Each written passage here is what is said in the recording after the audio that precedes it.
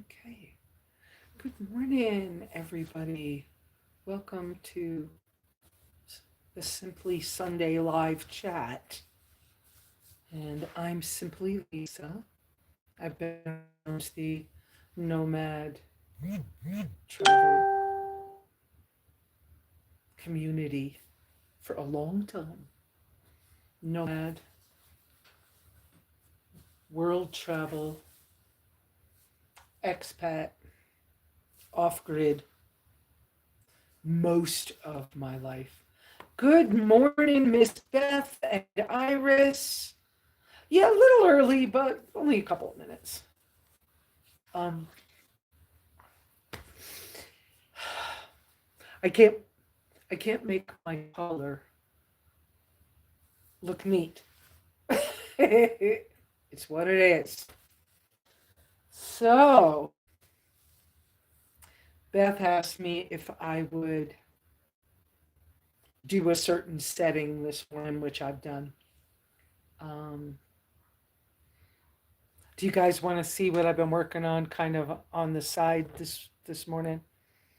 I mean this week. See those? It's not Christmas decorations. It's seasonal dehydrating of apples, cranberries, and green beans. Because I tried to do some grind pickles and things, and I lost them all. I think it's because the temperature is still fluctuating a lot in my area. That didn't work well. And I was going to wear my work shirt this morning, and I realized it was too dirty to wear. So I stuck this shirt on. Um, we're going to talk about life processes. Jeremy, welcome. Oh, yeah, and happy Turkey Day week and whatever for people. No offense to anybody. Who keeps different things, who celebrates things differently than me. Y'all do you. That's on you.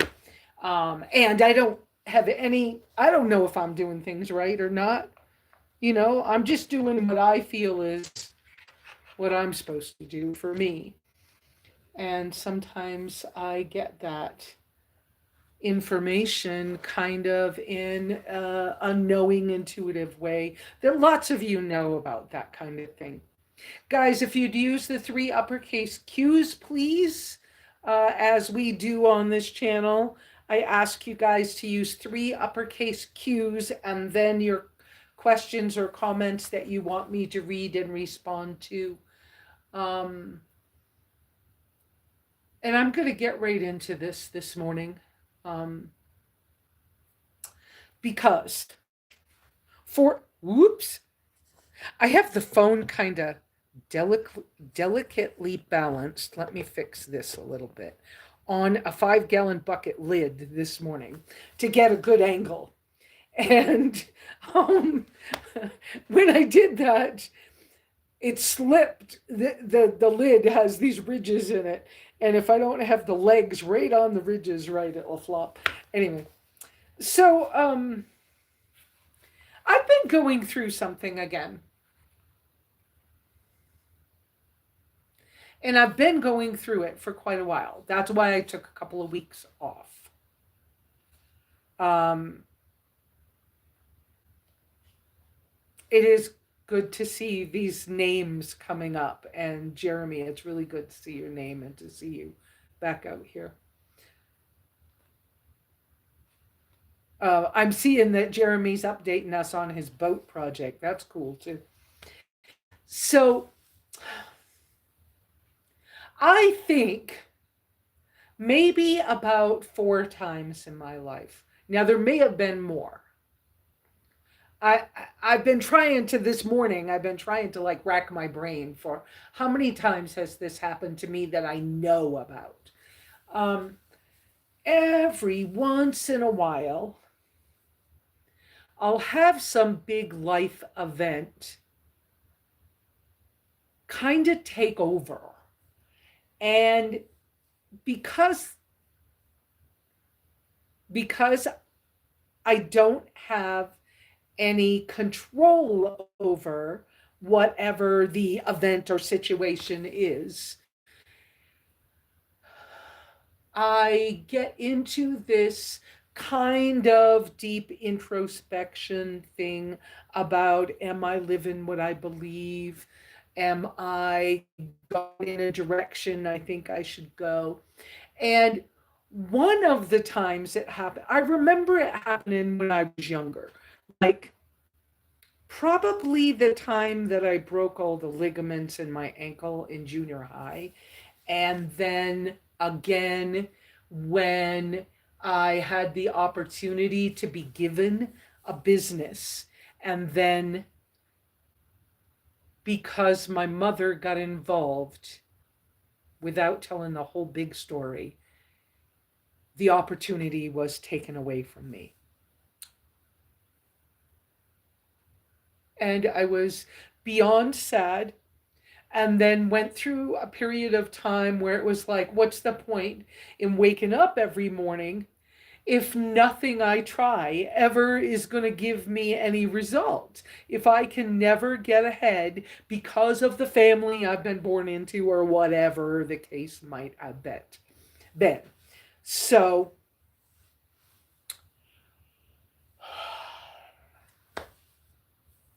so then again, around the time my divorce, leaving my ex-husband stuff, there was about a year of introspection and what the heck am I doing and where am I going and who do I want to be? And then again, when I had the nervous breakdown in 2002, between 98 and 2002 or 3, something like that.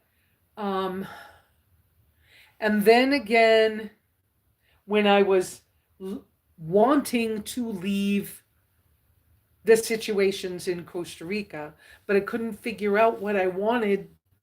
Where did I want to go? What did I want to do? And then it's happened a few times, anyways. And so I find myself again doing that. I've been 2 years dealing with the engine blowing in my tracker, and then car problems, then getting a new engine, and all the stuff, hoops I had to jump through to get that to happen, all the expense, whether in actual cash or in stuff I kind of lost along the way in order to make it happen. Um, and then the most recent with the vehicle is that I've got an oil leak that should be under warranty, but darn, the shop didn't even give me receipts. So I can't argue that because I have no way to do it. And I can't find anybody that will fix the oil leak problem for under $2,000 because you have to pull my engine. And all of it is that it was in the oil pan gasket is not supposed to have a gasket, and it was installed wrong. And so I have no recourse. Okay, that's the short of that.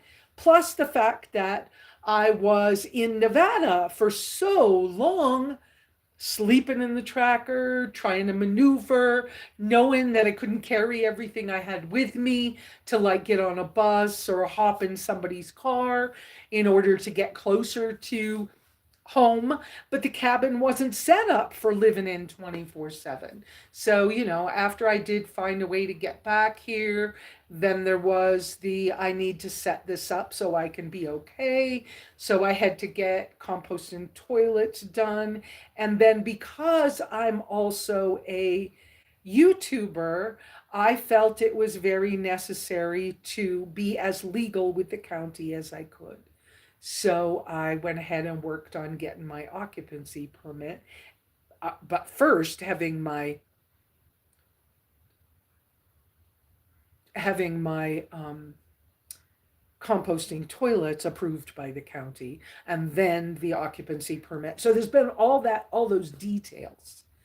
And all along the way, since the engine blew, the feeling that I'm being prevented from being able to have any kind of life that I thought I was going to have, and that I get older and then I'm having a health issue, and then the health issue gets better. Like right now,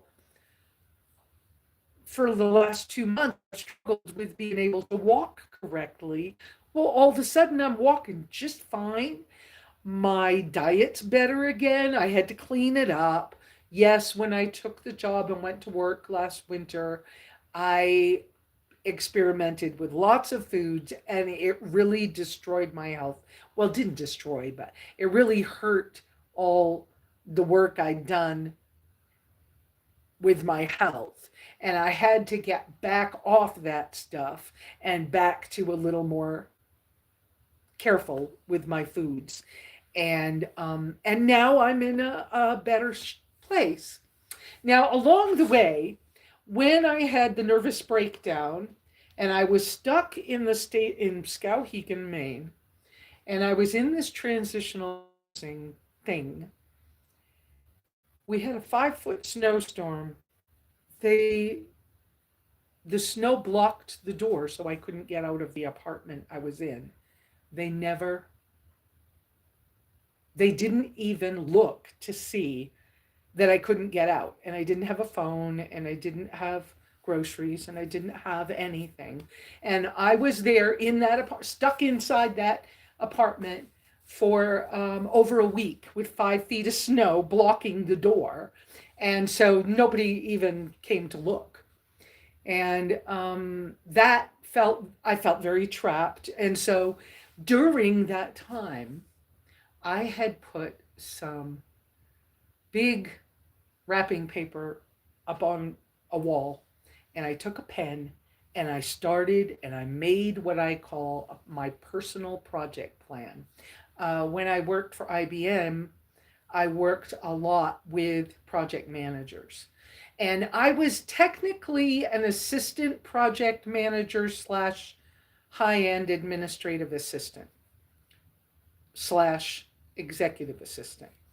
And so I ran more than one project office for IBM in the southeast of the United States on some pretty major projects. Part of my job was I had to keep contract books, I had to repair computers, I had to create documents and processes for accounting, and I had to build a database. I mean, there were lots of things I had to do, and it was very administrative and organizational and legal and whatever. Anyway, so I came up with this thing that I called my personal project plan. I'm digging that back out for myself because I feel like I've been trapped again by circumstances and health and whatever else, and where I live and whatever else. And it's time for me, well, not just time, it's been time. I can't see where I'm going. I can't see who I want to be, how I want to dress, what I want to look like. I need new clothes. The pantry cabinet has worked. There's enough food here on the property for if I was stuck a long time. But I have the cat, I have the dog, the rats are under control. I'm not having a bull problem anymore. The rancher actually talks to me on Facebook now. Um, so, and yet I had wood pirates cutting wood down the hill from me, and I couldn't tell if they were on my property or my neighbor's property, but I couldn't exactly find them either. It was a whole weird, but whatever.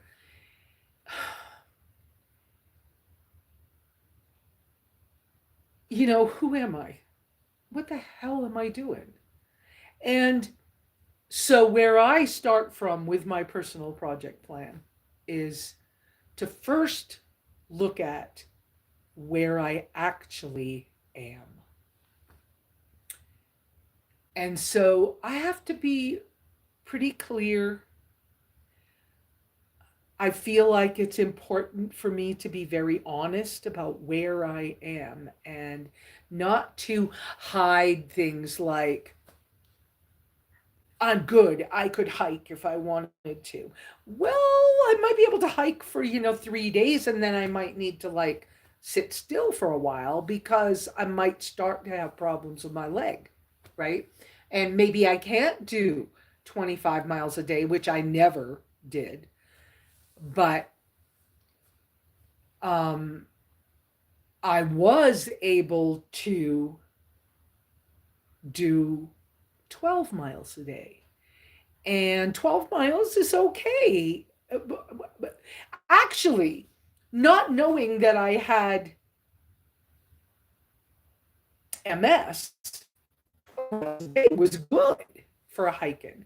But the things you do when you're out in a situation like that, and the minimalism that I love, the freedom I love about that kind of lifestyle is that everything I own is in a backpack.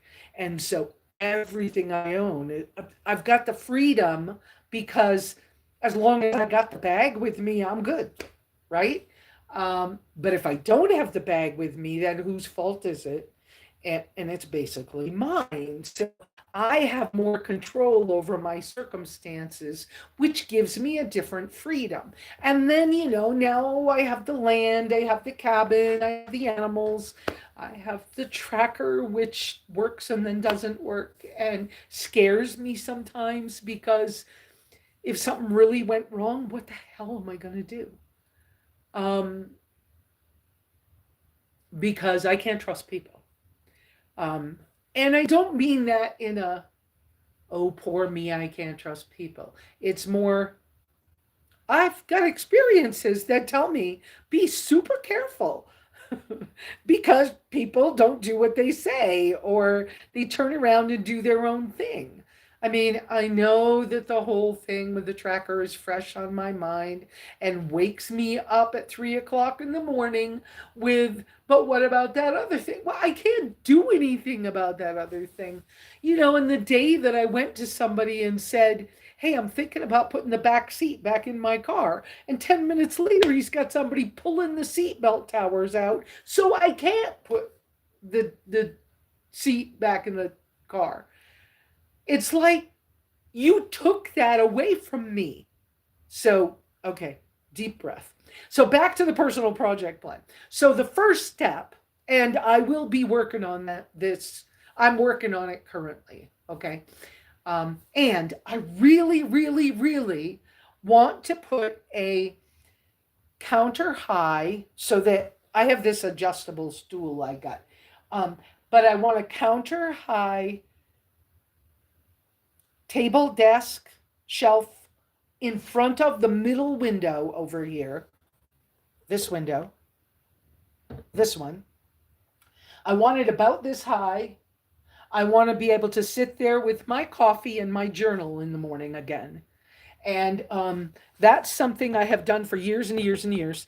And so it's time to get that done, to get that installed. I'm not sure who and how, but it's time because I need to do my work that way. Okay, now I moved the phone on the bucket. All right, there we go. I think that's stable. Anyway, so and yes, because I've technically moved back into the cabin for the cooler weather. Now I'm starting to look at what works for me and what doesn't when I have to be inside more often. So I'm redesigning the kitchenette stuff that's not working for me or that is working for me. And so the plan is to have 3 shelves in that top half of that window. And they'll get because that's the north side, and that window only gets opened about halfway, even in the summer, and there's not a lot of strong sun coming in that window. So it's going to get 3 shelves that will have like little glass spice jars and stuff on it. That's what's going up there. So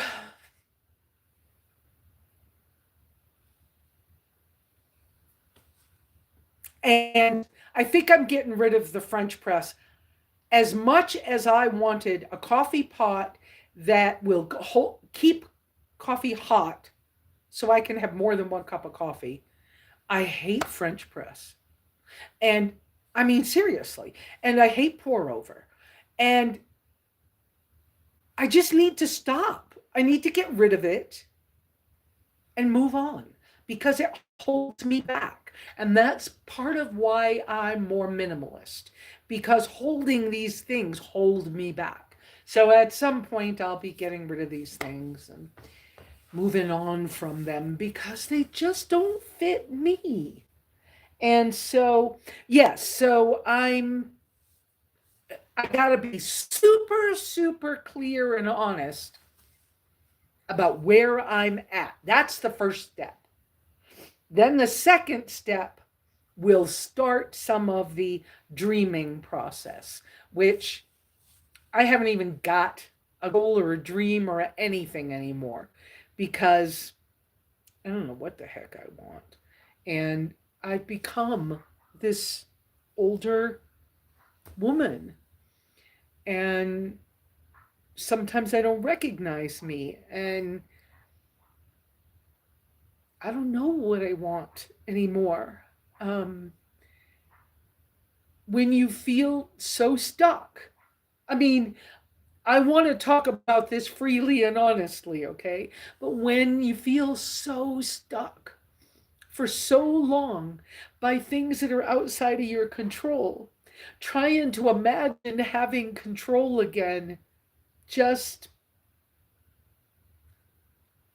doesn't come easy. And sometimes I just don't know what it looks like. Anyway, I love the cat and the dog both. And I don't want to lose either one of them. So, so my nephew Jason, who helped close in the cabin, contacted me a few days ago, right around, before Thanksgiving. And he's getting ready to move. And he's buying a new to him house and I guess might be making a change in jobs. I hear Wendy, but I'm not quite sure what she's up to. She's on the front porch. Oh, she wants in.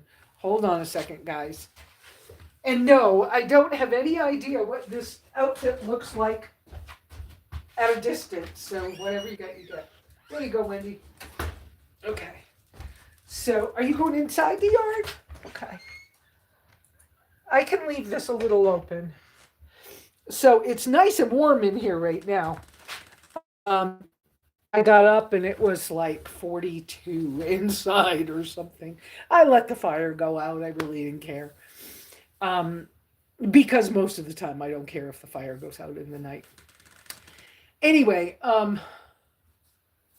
so yeah, I gotta get super honest about who I am now. Then I have to start the dreaming process.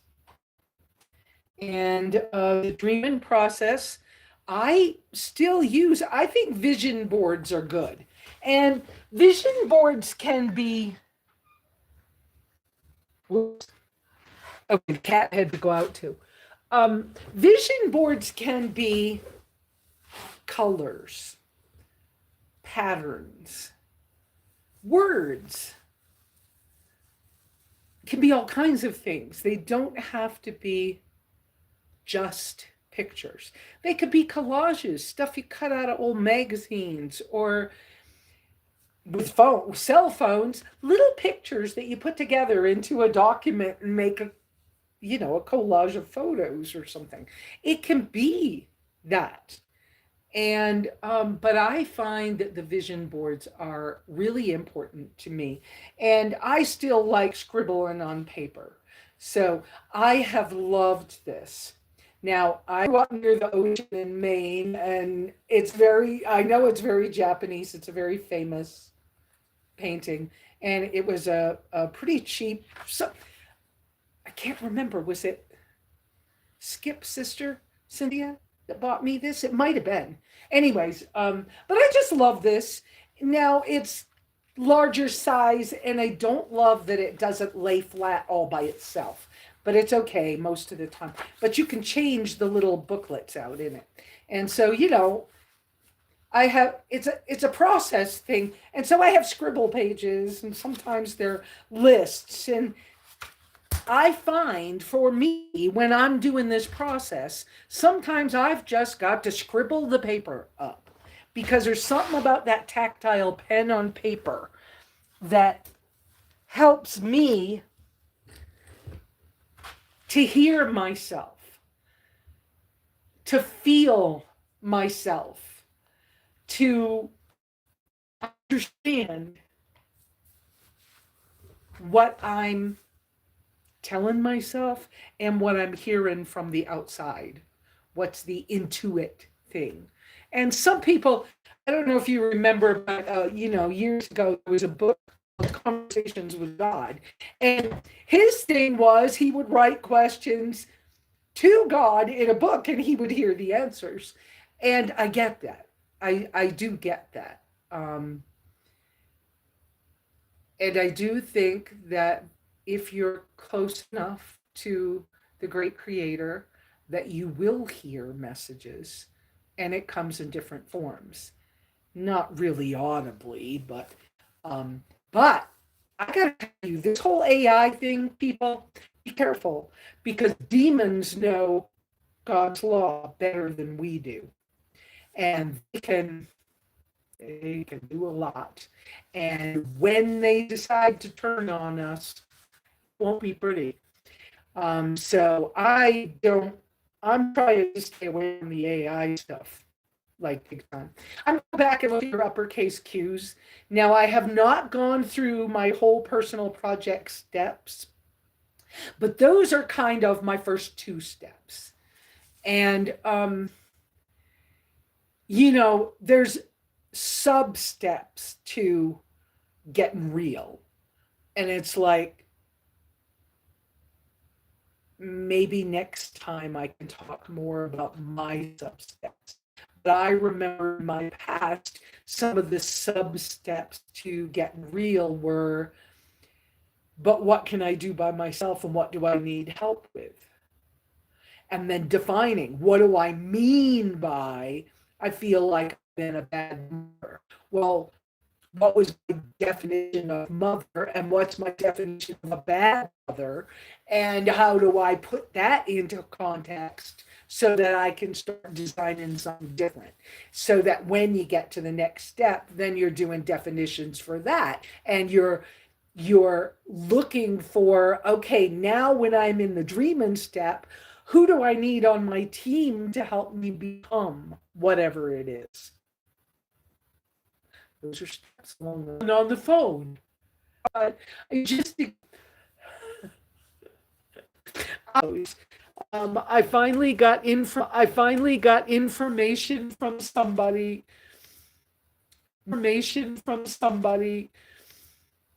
knowledgeable enough about my tracker for me to understand that the only thing I can do is drive it, and every time I drive it, check the oil, and every time the oil is getting low, put oil in it and just use it. Because unless I somebody who somebody who never even gave me a receipt, to ask somebody to pull my engine to fix the messed up oil pan, because that's what's wrong. Oil pan gasket. That's what's wrong. Because they actually put in. I see and then Beth uppercase N, yes, N, yes. Iris uppercase Q's. I would love to come visit again. I never met Lisa. Beth, the total loss of control is very demoralizing. That's the correct word. Yeah. Um, I feel like it stunts my growth and it stalls me as a human being and it stalls my positivity. And remember when I was in Nevada and I had all that time, I was trying to stay physically active and everything. I was cleaning those people's house and babysitting and I love them, don't get me wrong, okay? And helping deal with the animals. They had ducks and turkeys and stuff and help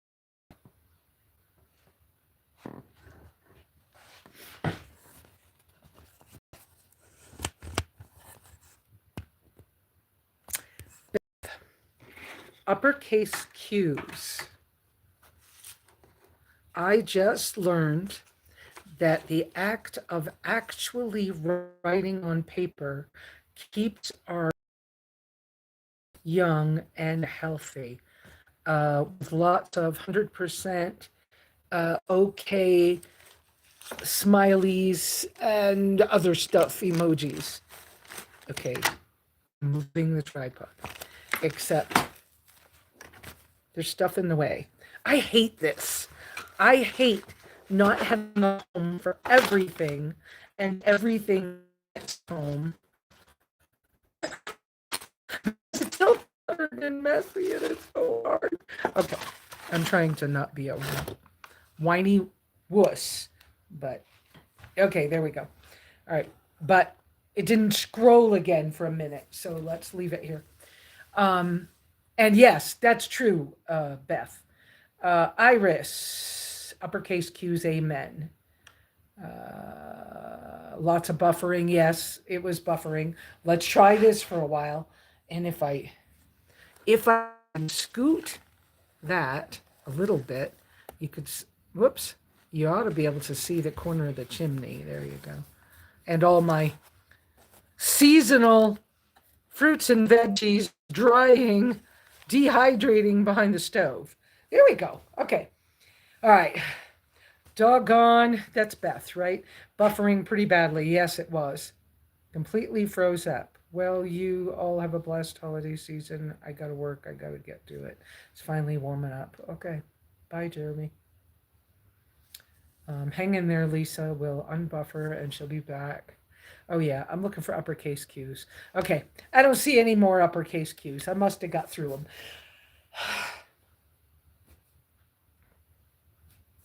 Oh, I don't dare move the phone. But you guys should have seen what I just saw. Hi, baby. You want to come up? You want to come up and see Mama? Oh, my two babies were sitting together on top of the dog crate in the window. And Miss Kitty wanted to come see me, but if I could have turned the phone around fast enough. I understand that my son has a package ready soon to be sent to me, and in it is a Wi-Fi hotspot that I will have to have a monthly fee for that, but it shouldn't be too. It should be reasonable, not like Starlink price, so for a monthly fee. All right. Anyways, here we are again, and it's not buffering, so maybe we're back. I've just been, for me, part of this process, I really do get kind of depressed in it. And I mean, Wendy's even been talking to me differently. And sometimes when she's talking to me, she's trying to make me get up and do something outside. And I just can't. And I don't want to. And I can't. And she's been very patient with me. But I notice her getting happier as I'm doing more. But I'm also kind of I don't like working completely alone. So there's Beth with uppercase Q. So far, so good. No buffering. Yeah, I moved closer to the window. So moved the phone closer to the window. So maybe this is better. Um,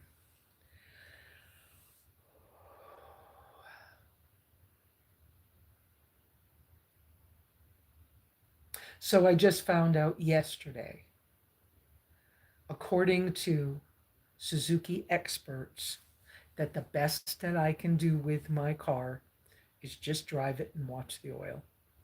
And I don't even want to go to St. John's because of everything that's happened. But I will do what I have to do. But I can't do anything until I get my new bank card. Did I tell you guys about that? That somebody used my bank card in St. John's and I had my bank card. So I don't know how they got the information to be able to even use my bank card. So I reported it, and it looks like nobody did anything except for the credit union, who canceled my card and is sending a new one. So I'm waiting for the card to come before I can do anything. And and I had one conversation with a neighbor about the tracker and what I learned for information. And I kind of felt like, now I could be wrong, but I kind of felt like they were going, well, yeah, that's what I kind of said I would have done. And I was like, yeah, but remember my reason for not just driving it. I've got a brand new engine with less than 2,000 miles on it. I can't afford to screw it up. And if I get stuck somewhere away from home, then I have to call a neighbor to come rescue me. And I didn't want to do that. And then she kind of went, yeah, I do remember that that's what you were doing. And I was like, so please don't be poo pooing me as I'm some wimpy person. That's not what happened.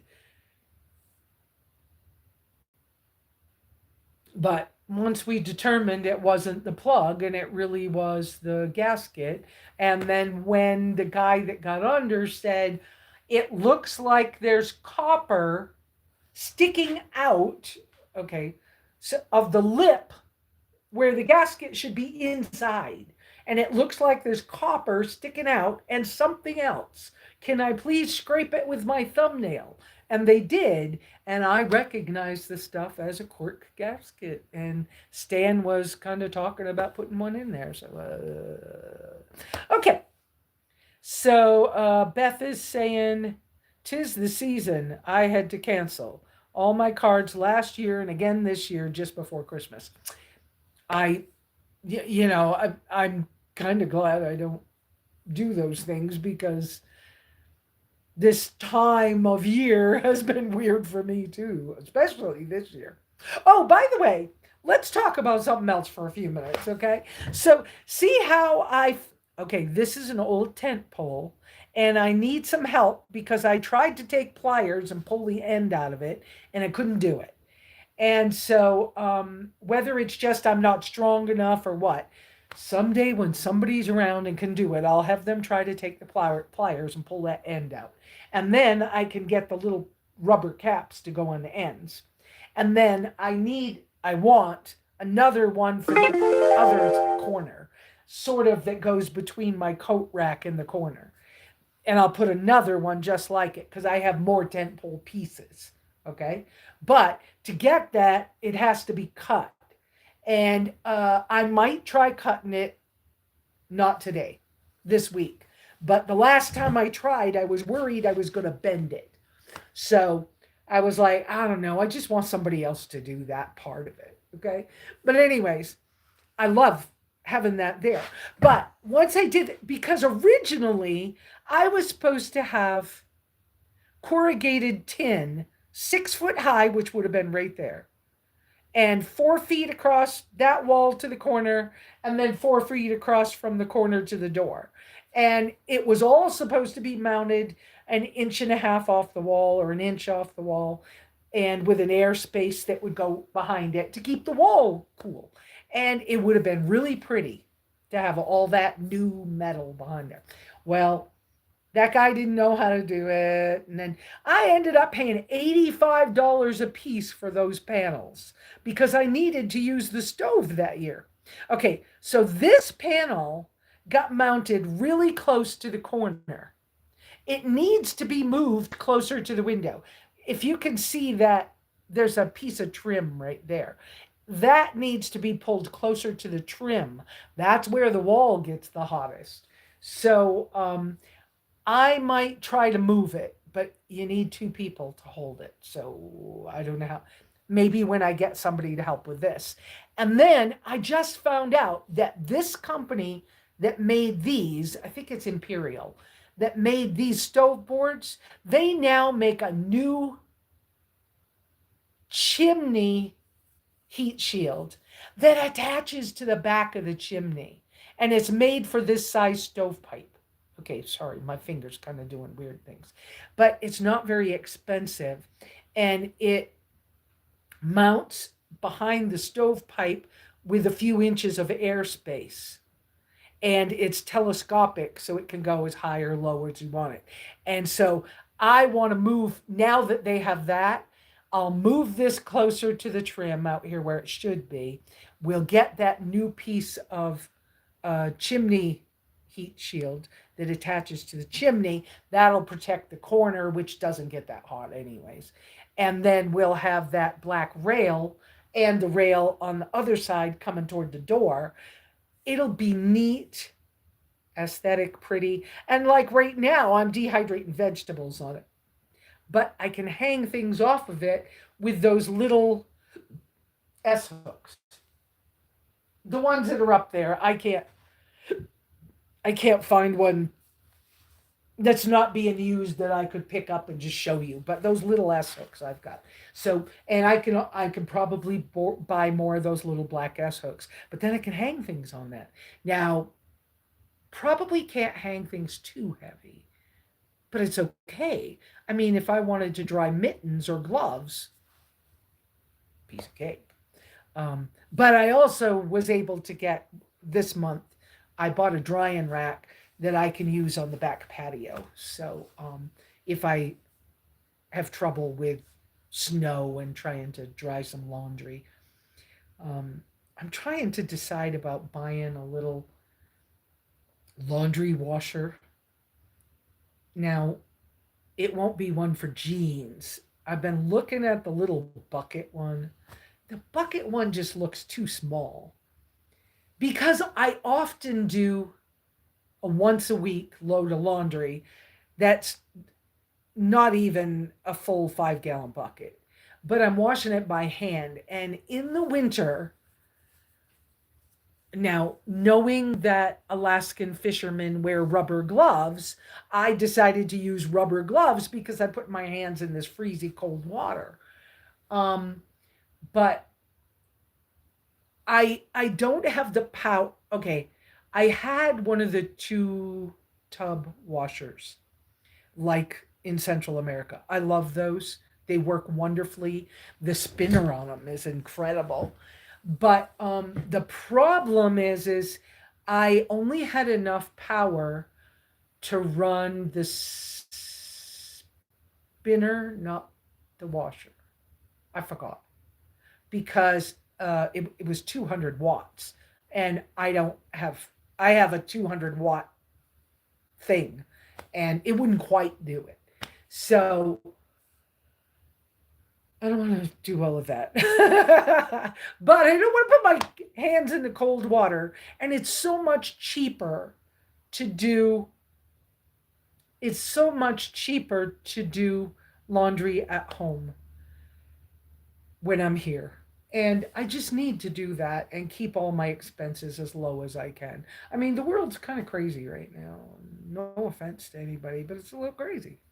And so I'm looking at trying to figure out a small washer. If you guys got any comments on those small portable washers, I'm still looking at it because, like, I use my P rags. Now, some of my rags are name brand Kula cloths, and some of them are off brands.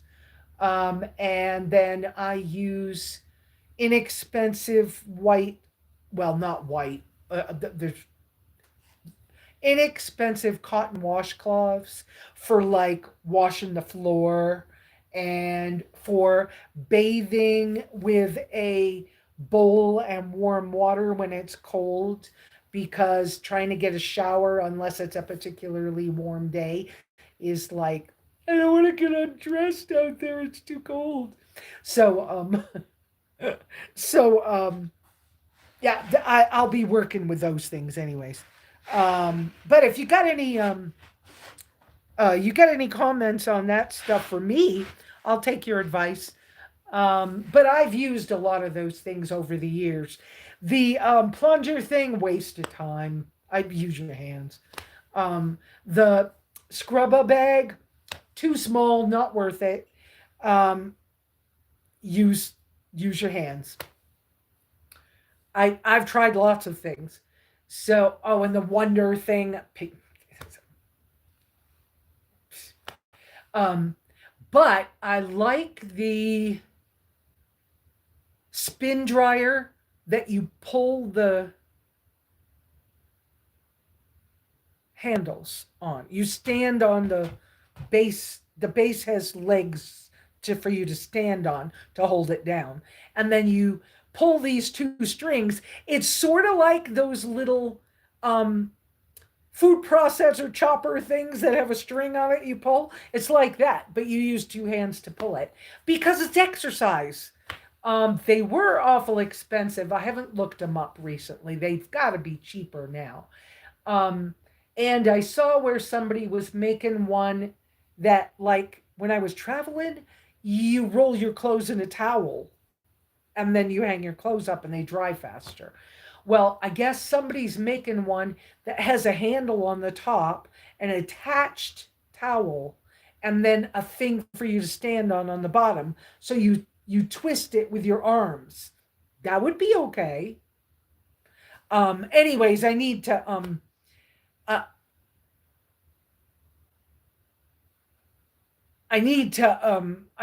to like figure out something that's going to work for me and make it a little easier, but just nicer for not like freezing my hands in the winter. And oh, and I told you guys, I did get the hand powered log splitter. What a blessing that is, because now I can manage the splitting my wood. I mean, sometimes I don't want to do it, but I can do it by myself. Now, I still don't have a good place to store that, so I have to take it in and out of the box. So for right now, it's over by the wood pile, and it's in the box with the lid over it, and I have to. It's a process to get it out. But when, like I told Wendy, there'll be certain days a week when I will get it out and we'll do a bunch of stuff and we'll leave them laying on the ground, and then I'll come back and put them on the Kindle cracker and make smaller pieces out of them. But it just, because I have to take it out of the box and put it back in the box. And I get kind of tired sometimes. And I'm okay, but because getting tired is not a bad thing. Um okay, I read that one. Iris, I'm listening. The sun is out. Gonna go put the solar out. Oh yeah, of course. Of course, Iris. And then Beth said, I started saving the S hooks off broken rubber bungees that you find all over truck stop parking lots on the side of the highway. I got about good for you. That's yeah. S hooks are really useful. And Beth saying S hooks are handy for so many things. Absolutely. And not just the S hooks, but I got those hooks with the clips that were made for hanging boots that I used for my minimalist closet. Those things are great. I've got a bunch of things like that. Um, And Beth saying, I agree. The scrubber bag too small, but I like the plunger for jeans and heavier washing. Everything else, yes, just wash by hand. I I agree, Beth. Just for me, I don't have any place. Well, I don't have that many pairs of jeans right now, but I don't have any place big enough to put jeans to do a plunger job. So, I mean, like if you had a bathtub or a wash tub, and I don't quite have that. I guess, but I got rid of the ones I used to have. I had plastic ones and then they broke or they got ruined by the sun. Having a metal one's about the only way to go because the weather. Um, I see my lips keep drying out. The door open was a little too chilly. Okay, sitting here, my knees getting stiff. You use a 5 gallon bucket. Okay, yeah, probably one pair of jeans in a 5 gallon bucket would be fine with a plunger that was metal. That probably would be okay. When I get ready to go looking at clothes again, this whole thing's like on my mind because I need clothes. Um, I'm going for all natural fibers again. I would like to be back to thinner. This fit me once a little better. It's a little awkward today. Um, I would like to be a little thinner again, um, but I don't want to be sickly thinner. Um, and I have all that yarn, and I haven't been knitting on it because I felt like I had to do the other crap yarn stuff first, and I don't like what I started with the crap yarn, though my skill level is there. I looked up how many stitches to do for a medium size pair of mittens, or I was going to make fingerless gloves, right? And I just used whatever I found, and it looks like it's way too big.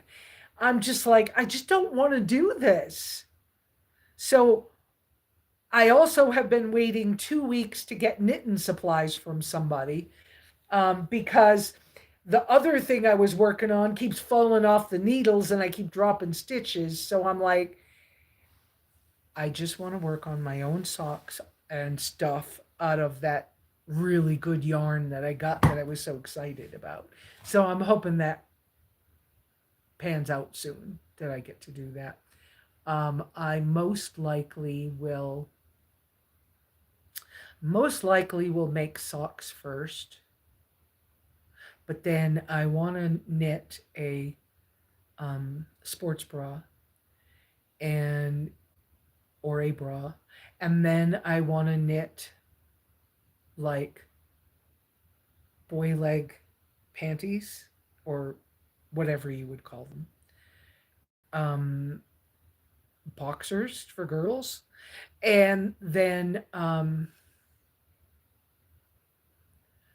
I would then like to start knitting on maybe a sweater, a shirt, sweater, something. Because I have all that beautiful yarn, and yeah, having 2 or 3 pairs of socks would be wonderful. Yes. Having a pair of fingerless gloves would be wonderful. I already own one pair of like old school, uh, um, with a leather palm that somebody gave me. Actually, Tom gave them to me. I wonder what happened to Tom and Tika. He got mad at me and he left. But he drank a whole bottle of wine every afternoon. I just don't understand people. And he couldn't understand me experimenting with my health and foods because I was so allergic. He was like, "How can you be that allergic? You can't be allergic. That can't be, you know." And people who will say to me, "That can't be true," I just want to like, just go somewhere. You live in my life for a minute. It won't be fun. Um, Beth is saying, normally I live in shorts and flip flops. In North Dakota, I have to have jeans and fleece lined jeans. Yeah, I totally understand, Beth. Oh, speaking of that, it would be cool to knit my own long johns, leggings. That would be cool. Base layers, whatever you want to call them. Because I could see me to be the real me from when I was younger that I keep trying to hide and not let anybody see because it's scary and it's not safe, which is silly but emotional, thing.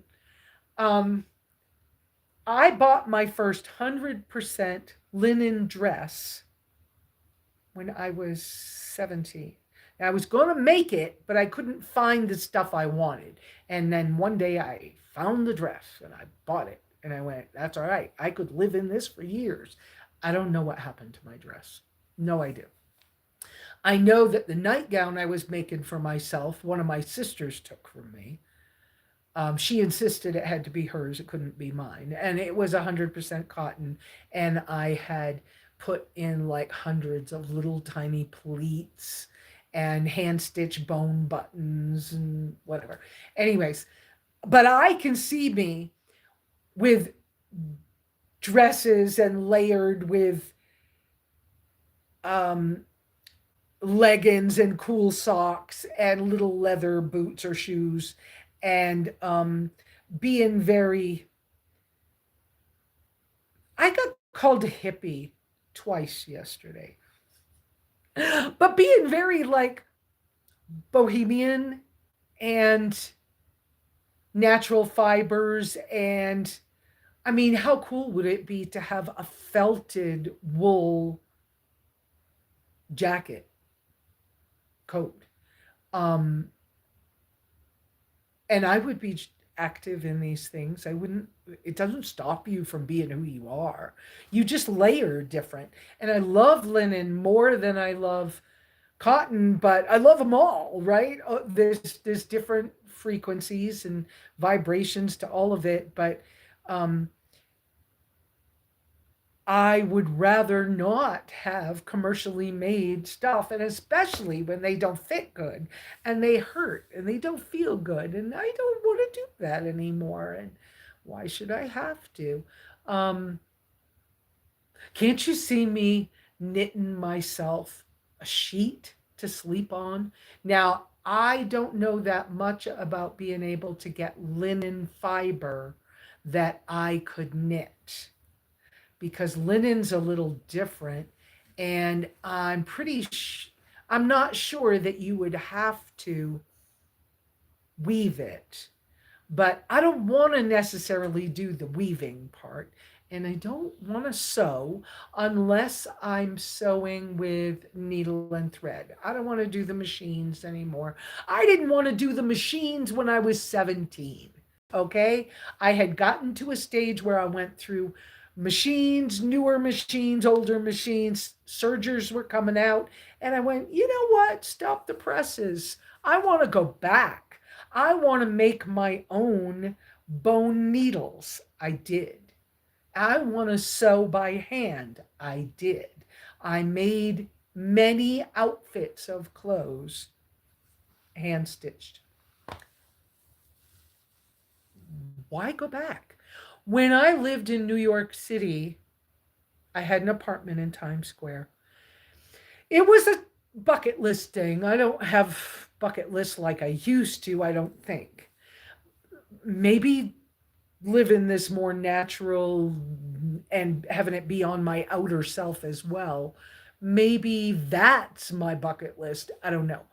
But as I explore this journaling and personal project plan I'm working on, maybe I'll find this.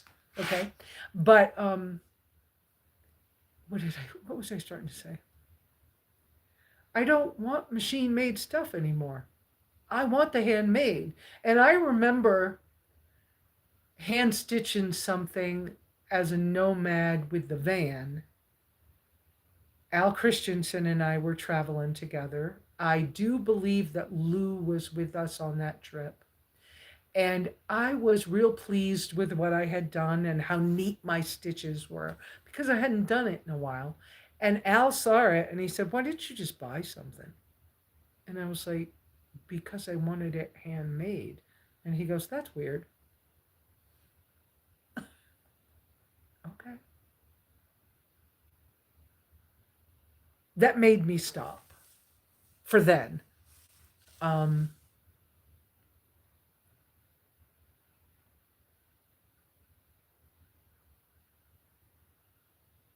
I don't know. So yeah, I've been thinking about some of these things and how layering, like wool tights. People used to make wool tights. It wasn't like you had to buy them, you made them. You just knit and kept knitting. And so wool tights and, you know, elbow length um, fingerless gloves and leg warmers that went over you whatever your everyday shoes were. It's how you layered and stretched your wardrobe and stayed warm. So I don't know. It's a thing. Um, I Beth is saying when I moved to Stewartstown and started homesteading, one of my aunts said, "Oh, you're finally living like Laura Ingalls." That was a compliment. I started doing things by hand. There you go. See? And I hear you. And there's Catherine Cook. Hey. Oh, okay. She's helping Homer with his hand. Catherine was going to come up to the farmer's market, but they canceled farmer's market today to see me. But they canceled it today. So, um, and my neighbor Alicia and her husband Nick have my post office box key. They'll be at some point they'll be getting a hold of me to meet them down the road, and they'll pick up my mail and packages for me. Um, so that'll be cool.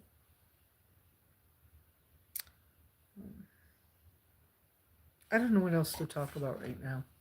So yeah, I'd been working on this other window. Careful with the phone, Lesa, but turn it like more. I've been working on that kitchen window over there. Wait, I can't turn it more without knocking something on the floor. So so let me wiggle the stuff around, get 2 more inches. There we go. So I was working on this window, and oh, one thing I did the other day, not this window, but something behind me. And you know how you put these little wall anchors in the wall? Well, the first time I screwed the hole, it was too small and I bent this one, right? Which it's unbent now, but anyways, and I bent it. So I got a bigger drill bit. Well, then I went to put one in and it goes whoop. Oh crap. It's too big and then the screws don't fit. So now I don't know what to do to make that shelf hold any weight. So I have to find bigger ones of these and bigger screws, but that hasn't happened yet. Anyway, so on this wall, I'd been trying to figure out how could I get a shelf, those 3 shelves up there that I want. And I kept thinking, I don't think I got any boards that will fit and work. But then I went out and I got this yucky piece of scrap just to try it. And look,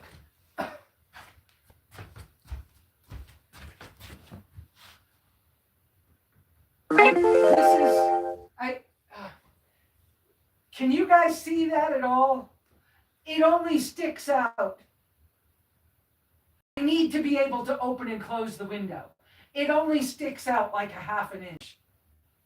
So I don't think I'm even gonna, try to rip the boards. I have a few of these left over. I mean, this is a scrap that's, too small. But I got a few of these left over that are already white.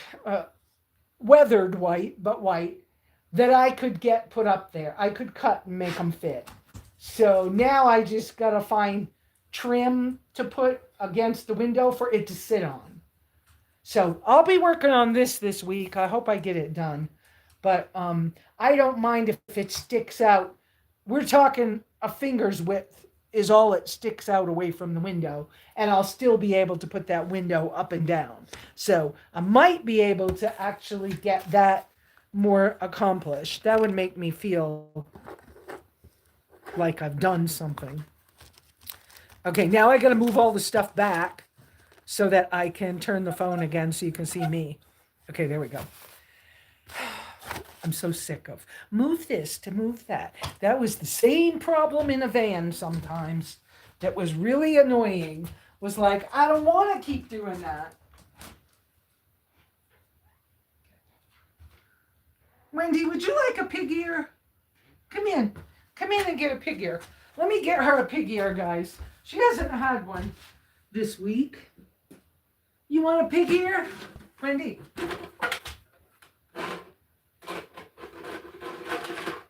Do you have one of these outdoors?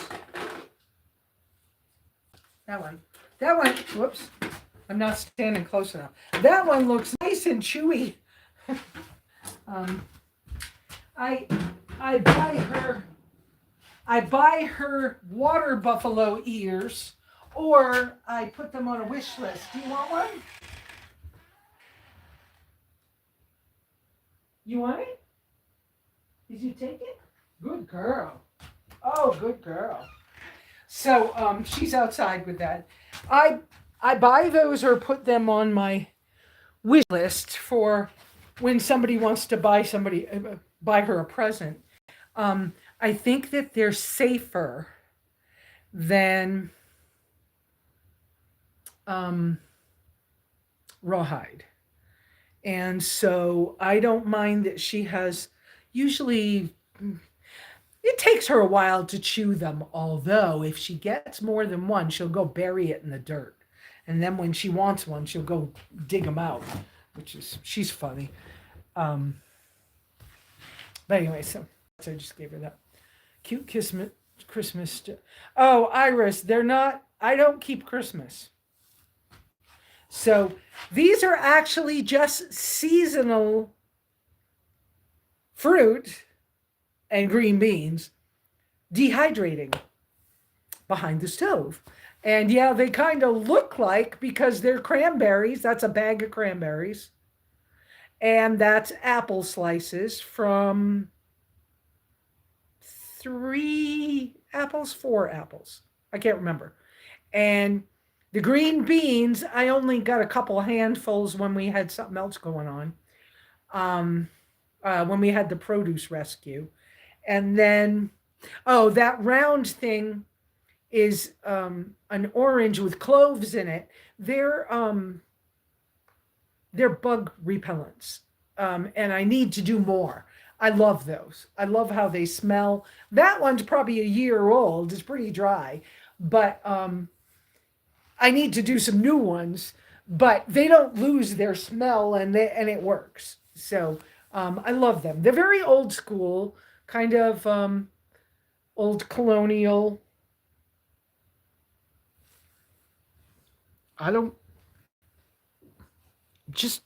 Old school. And technically, those beans would be called leather britches beans when they get all dehydrated. Some of them on the center of this one are very dry. Some of the other ones aren't dry enough. I kind of move them every once in a while, make sure there's space between them so that they get dry. When they're completely dehydrated, then I can store them, or they can just stay there. But I can store them.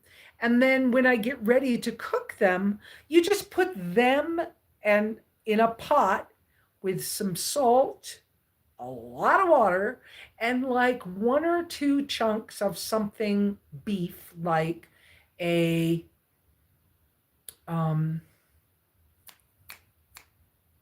spare rib, like 2 spare ribs, or a piece of beef shank, and just put them in a pot and let it boil and boil and boil and boil and boil, or a crock pot thing if you have that kind of thing. Um, that's what they will make. They're delicious like that. So I'm just dehydrating them for when I want them because another thing was I forgot how much I loved cranberries. So that's my second bag of cranberries this year. The first bag, I just mixed them like I do my normal. I have always called it cranberry relish, but I used to stick one whole orange. Okay, you wash the orange. One whole orange, like the whole thing.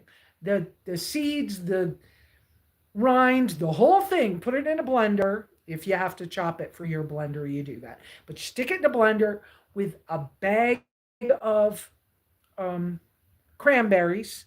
Wash them, sort them, make sure there's no gross ones in there. And then a squirt of honey. And if you want it, you can put cloves and cinnamon. But most of the time, I've done just the honey, the cranberries, and the orange, and it's my favorite. It's chunky. And you just blend it, and that's what I've always done. Now this year, guys, I think I want one of those ulu knives with a rounded cutting board. And the reason I want the cutting board with the kind of round in it is so that the stuff won't fall off my little tiny counter. Okay? Because, I mean, having that silicone mat that I can cut on right on the table on the top really is helpful because I have such little space. I have such little space. But anyways, I really think I want one of those because I could do that. You know what else would work? I could do it with one of those string pull food processors too. Maybe I should get one of those instead. They're cheaper.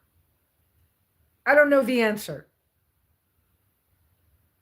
because the little food press processor I bought, I used it once and it stopped working. So don't buy that one. That one, yeah, that one went back.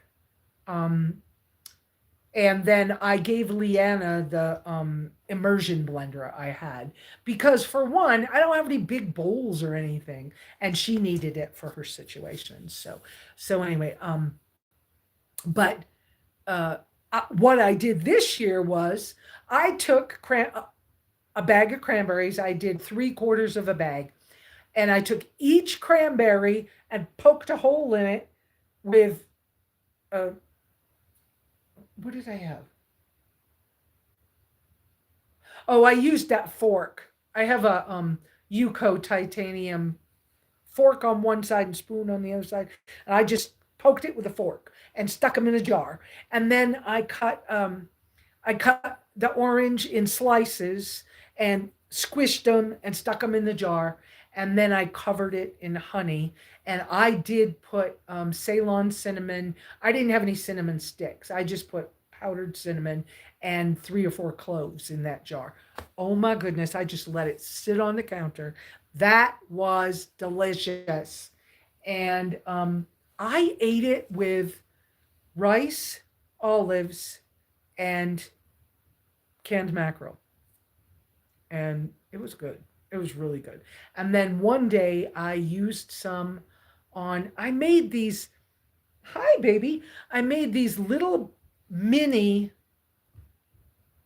about that big around, mini English muffins because I still don't have the simmering thing that I need. My pans still have a hot spot, and she wants me to put her out. Hang on a second. Here, I'll open the door. Good girl. Okay. She's out with Wendy. Anyway, so I had made these because every time I had made an English muffin, it fit the middle of the pan and it would burn in the middle. So I made these little ones so they'd sit on the outside of the hot spot. And I just kept moving them around the fry pan and flipping them. And so those were good. Those were really good. But it's like it takes a lot of time to make little mini ones and stand there. And it was too much work. But, well, whatever. but I used some on the English muffin instead of like jam. That was delicious.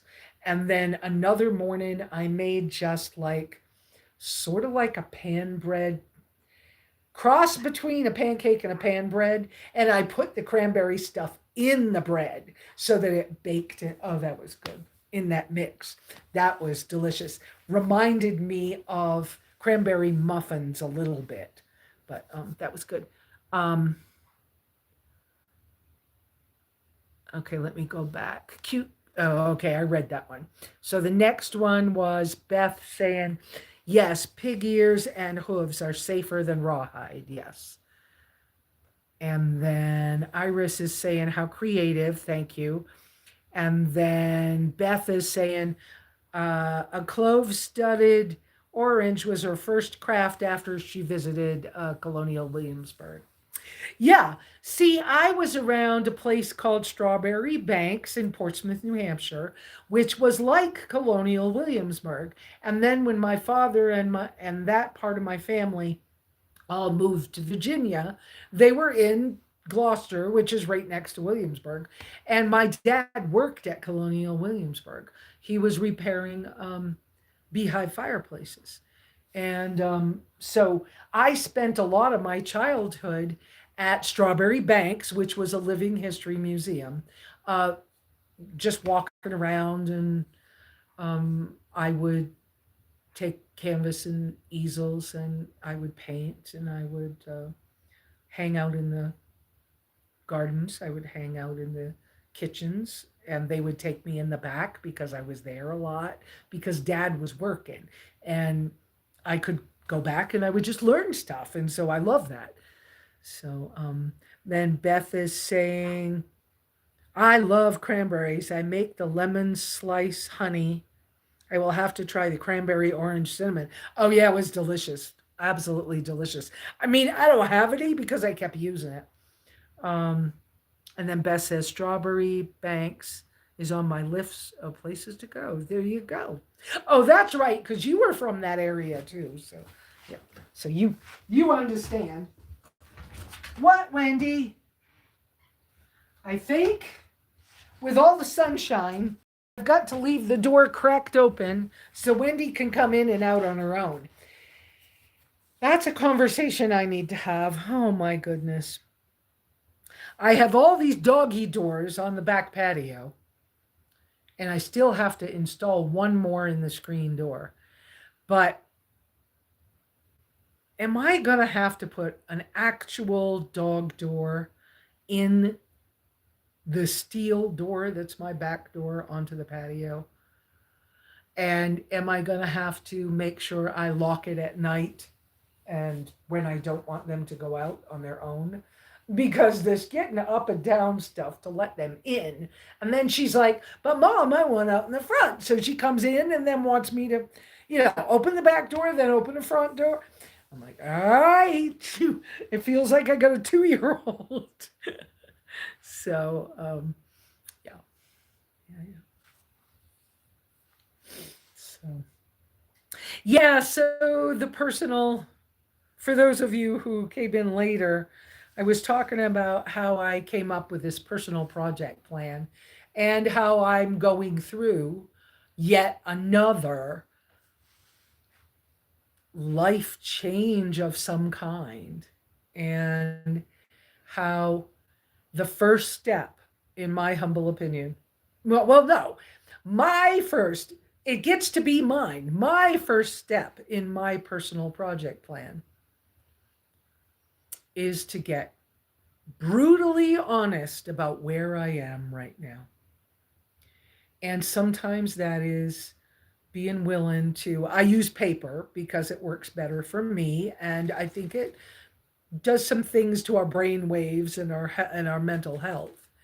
But I think that being brutally honest, saying things like, I'm just depressed, I'm just lazy, and being able to just Be honest about that and say, you know, I watched 4 movies yesterday and I don't want to be that person, but that's who I am today, right? Being brutally honest. I was lazy and I didn't bring in enough wood. I loved when I was blah, blah, blah, but I'm not doing that right now. You know, um, I look in a mirror and I can't see myself. That kind of brutally honest, whatever it is, right? I stubbed my toe and I wanted to scream, and why don't I let myself scream? I don't know. I'm just coming up with crazy things. Um, but that to me is the first step, being brutally honest with yourself about where you are right freaking now. I'm like annoyed that I can't reach for clothes that make me feel like I'm who I really am. I can't. Okay, here's a brutally honest piece. I don't want to go out in the backyard and use a rake. Why don't I want to use a rake? Because the expandable rake I used to have that twisted and the handle got longer, the twisty part of it broke. So I bought another one and I twisted it to the handle's 2 feet long. So it's like a little kid's with this big rake. That was, yeah, bummer. So I don't have a rake to do the job I need to do. But I also kind of don't want to do it because it's a crappy job, literally. So I was out the other day and it was a particularly nice afternoon. And I'm walking out back and I was like, what is that smell? My backyard's starting to smell like a litter box. I need to go out there, rake up all of the poop from the animals, and either burn it or put it in the edge of the big compost pile and just let it do its thing. But it needs to not be in my backyard so that over the winter, as we have snow and as we get more rain, it washes all that yucky smell out of my yard. But if I don't start doing that, and so this is where you get brutally honest. I don't want to do it. Well, why don't I want to do it? Well, part of it's because my tool is wrong. So I need to throw away the tools that are broken and I need to get one that works. And stop trying to think that you're going to like give somebody else the other one and it's going to work for them. Who wants a midget? No offense to midgets, but who wants a midget rake? It's no good if I got to like the handle's that long. Why did I not open it in the store? Because I'd had so many good rakes like that. I just figured they would be normal. Well, it wasn't normal. So you get my drift. But that's the kind of brutally honest. I don't want to, but why don't I want to? And is there a reason? Can I do something about it? So, and then the next step will be, well, how do I improve that? But first, where am I at? Okay, so I'm 20, 30 pounds heavier than I want to be, right? Maybe I'm haven't decided. Do I cut some of this hair off? Yeah, way back when, somewhere right around, well, not all of that, but somewhere in here is still hair that I let somebody dye years ago. Well, it's not there. Anyways, but do I cut a chunk off? Do I care if I'm an old lady with long hair? You get my drift. Beth, I see that. Um, maybe my granddaughter, not a midget. I hear you, but she won't be back for a year. So why keep something that doesn't work? I don't know. Um, and I see Leanna's. Hi, Lesa. I have 2 people coming this week to help me with housekeeping. Hallelujah. Thanks, everyone, for prayers. Wonderful, Leanna. Uh, oh, and I see Bernie's name. And Bernie, don't forget those uppercase Q's. I can see it better. Um, So, yeah, get brutally honest about where you are right now. That's the first step. And then the second step will be breaking it down into what's a necessary thing that you need to do and the dreaming. And we'll get into that at some point. Yes, I probably will take it up and donate it at the farmers market. I didn't want to donate the coffee pot because I paid $25 for it. And you know what? Forget it. The French press, the double wall French press. But you know what? What difference does it make? It's like tithes or something. If I let it go, I just let it go. I mean, yeah, it'd be nice if somebody gave me money for it. It would help me get something else. But if it's gone, it's gone. And if it's not helping me, just get the freak rid of it and then move on to the new thing. Anyways, but first, take stock. Where are you really at? So, um, I moved my seashell lights. I think that was a Cynthia gift as well.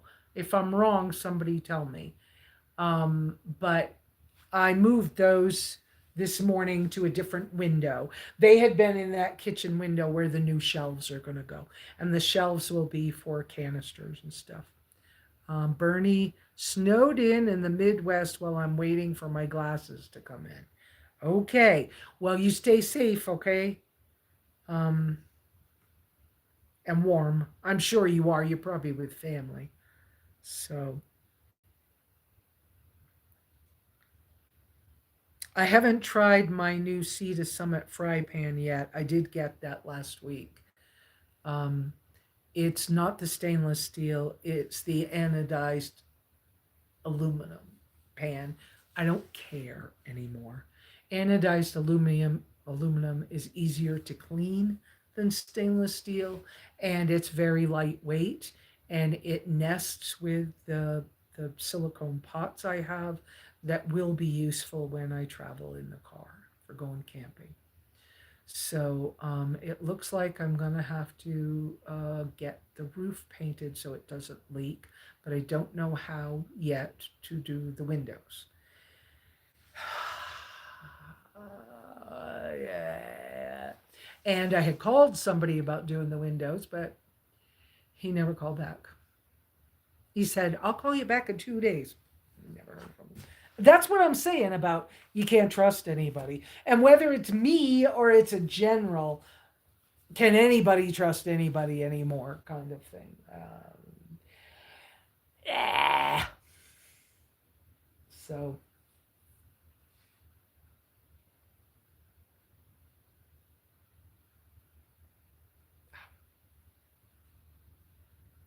but that's where I'm at right now. I'm, yeah, trying to figure out how I'm going to get a breakfast nook desk space. And guess what else I've decided to do there? You guys know where I'm talking about, right? Let me show you. So, right here, this middle window, see I put the seashell lights up there. I have this great idea. I'm going to put a roller shade up there that I can pull down on the top half of the window. And then I'm going to get, when I can find one, a projector for my phone. So when I want to watch a movie, I can project it on that part of that window.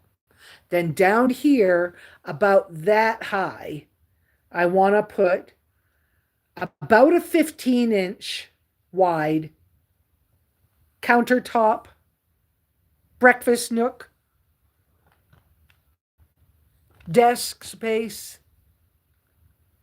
that I can use. The stool I'm sitting on is a hydraulic, and it has wheels. Now I have to be careful with this stool. I almost fell the other day, but that was because I got up and I went to sit down without holding the stool. Don't do that with this one. Anyway, but I can raise and lower it. Anyway, but then I can sit there and journal. I can use it for a desk, and all the electronic stuff can be around that. And then I'm going to make 12-inch wide windowsill shelves, one on that window and one on the one by my closet for Wendy and the cat. And when I do those, I'm gonna cover them in fabric. But I decided to make like the bumper edge for them. I'm gonna use a pool noodle and cover it with fabric somehow. I just don't know what fabric. I'm thinking denim. And the reason I'm thinking denim is sand and wet paws and all of that stuff. And I can sweep it off where having a vacuum cleaner doesn't work for me. So that's what I'm thinking. But the two of them just love sitting in front of the windows. So give them their little beds in front of the windows and then get rid of all the extra stuff. So that's probably that's what I'm aiming for. Now I've been trying to figure out a way to have a full length mirror in here. And a thought that came to me that I don't know if I'll use yet was, why not do the same thing on this other window that's closer to the corner with the closet, use a roller shade and get the sticker mirrors that roll. They come in a roll, and they're made for like little girls that are doing ballerina stuff, but it's like flexible. Why not put that on a roller shade? Then you pull it down and you have the mirror and you put it back up and you don't have to look at it. Sounds like an idea to me. I don't know if it'll work, but I might try it. I think it sounds like a cool idea. Anyway. And trying to have the stuff here in the cabin that also can then transfer over to the tracker to take a trip. So I just keep seeing Boxio stuff. Now look, Boxio's been having stuff on sale. I know it's Black Friday and all of that stuff. But they've got the little toilet with the composting thing in the back, right? And the canister in the front. I don't think I like their canister. I don't know. I have to look at it again. But they also have a little sink.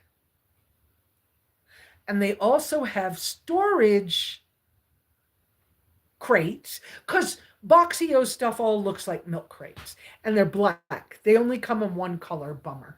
But hey, I've got black in here too with the stove.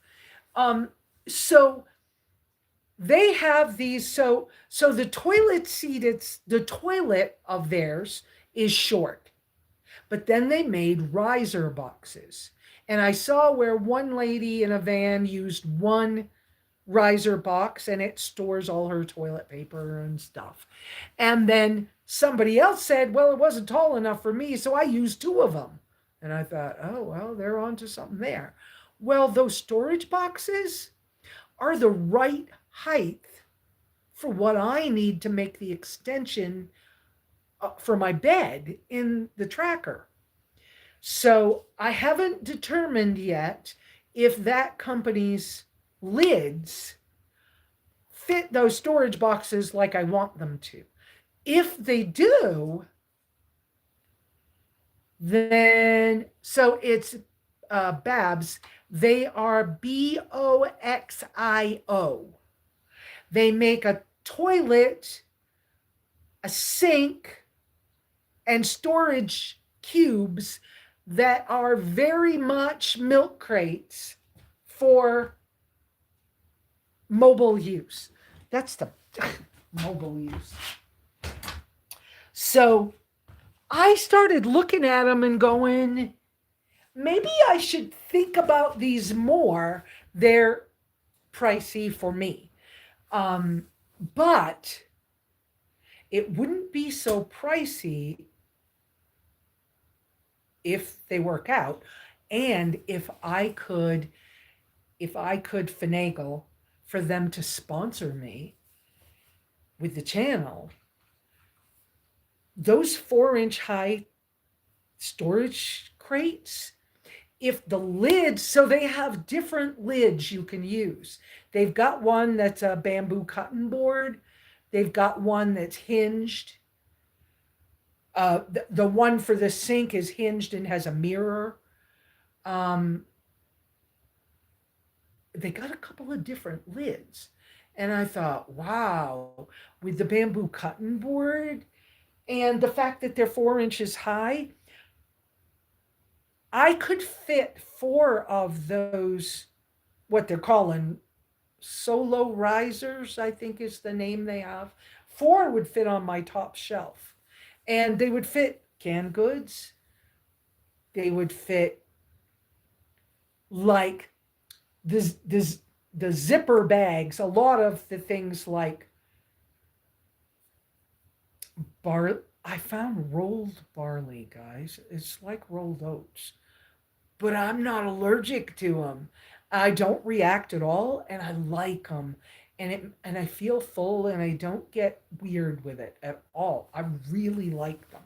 They're not that expensive, but anyways, but the bags that things like that come in are zipper bags, and sometimes I put them inside a gallon Ziploc in case they come open, right? And my bags of goat milk powder and stuff like that, they could lay down in one of those boxes. And then when I go on a trip, I just take the boxes out to the car, and now my bed's where I need it to be. And I'm just kind of looking at this and going, this might work well for me. So I don't have all the answers yet, okay? But I've been thinking about having the toilet inside because there are times when I'm older and whatever. You got to run and it's cold, and I've had to run a couple of times. I haven't been having I used to have diarrhea all the time. I haven't been having that in a long time. Depends on what I eat now. If I'm not careful, I could have it again. But as long as I'm eating my normal foods, and I'm doing good. But if you've got to run and there's 1.5 feet of snow and you don't have shoes to get on fast, your feet get cold. It's a whole thing. So, so I'm looking at that a lot and trying to decide if I should go that direction because they're so modular. And oh, they even have one that's like a cooler. I doubt it's going to have a cooler that's as good as my Ninja cooler, but my Ninja cooler works good here. It wouldn't work well with me on the road. Plus the fact that I've been learning how to do some things without so much cooler. But to kind of, so they have the big milk crate size, the bamboo top, a hinge top, I think a solid, just regular top. And then, like I said, they got the cooler box. And the taller ones are 11 inches tall. Is that right? No. So they're 16 by 12 by wait a minute. I wrote it down. Wait a minute. I wrote it down because I was thinking about it. 16 by 12 by...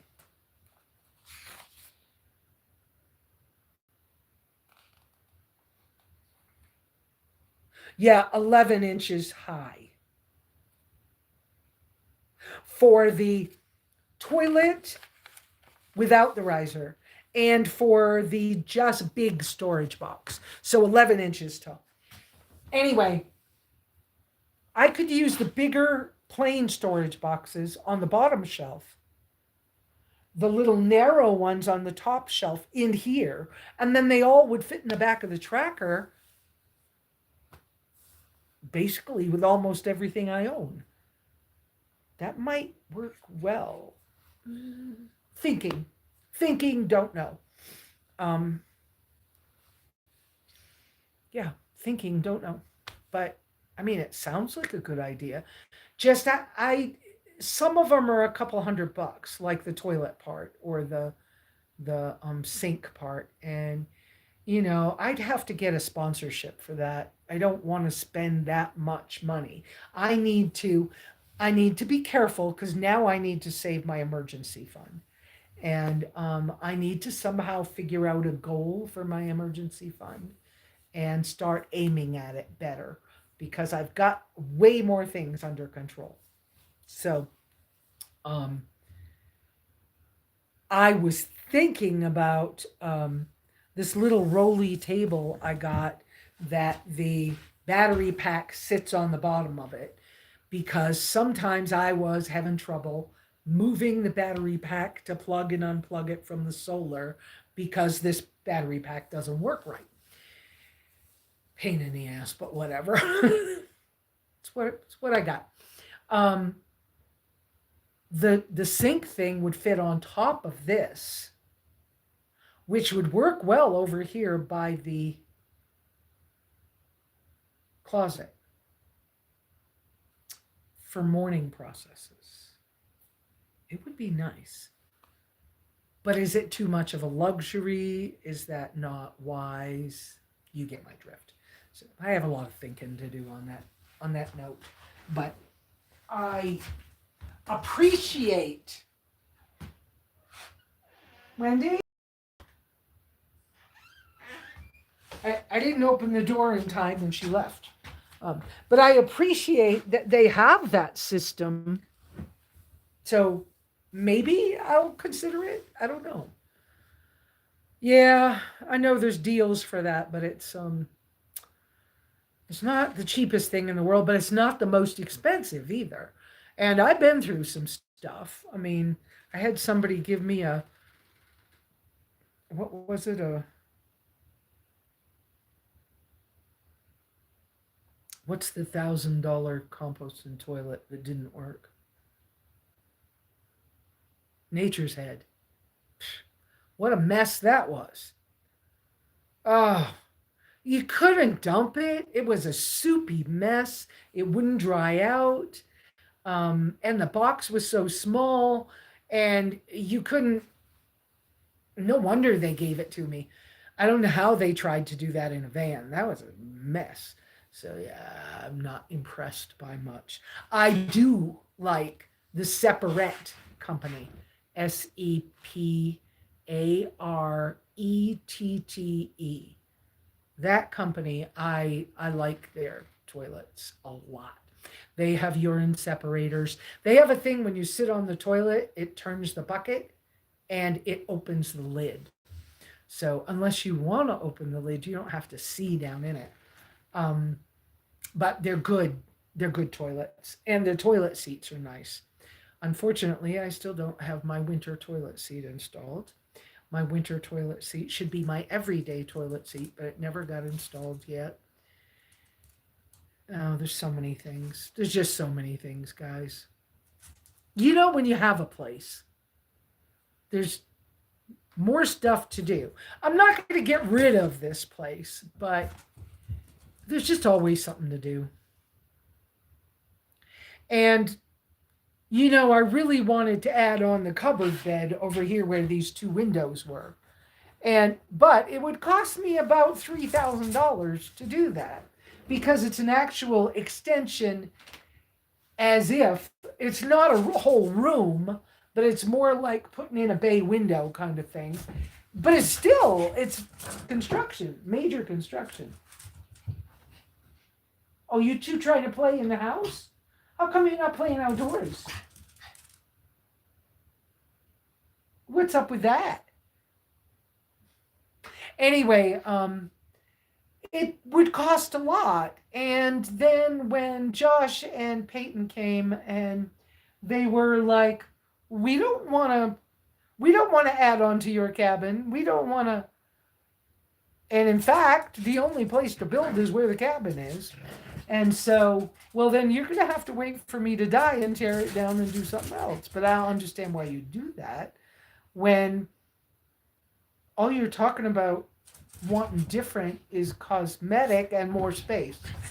Add on the side and, whatever. Not my problem, it's their problem.